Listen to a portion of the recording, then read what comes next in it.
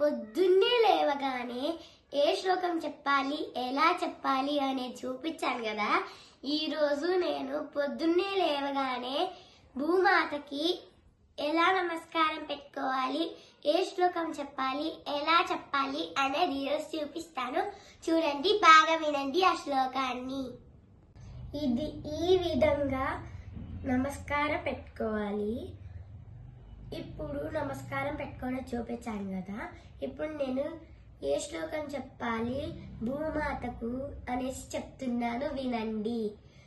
సముద్రవసనే దేవి పర్వతస్తన మండలే విష్ణుపత్ని నమస్తుభ్యం పాదస్పర్శం క్షమస్వమే. It's me ధాత్రీస్ channel కి like చేయండి, షేర్ చేయండి, కామెంట్ చేయండి, సబ్స్క్రైబ్ చేయండి, పక్కనే ఉన్న బెల్ ని కొట్టండి.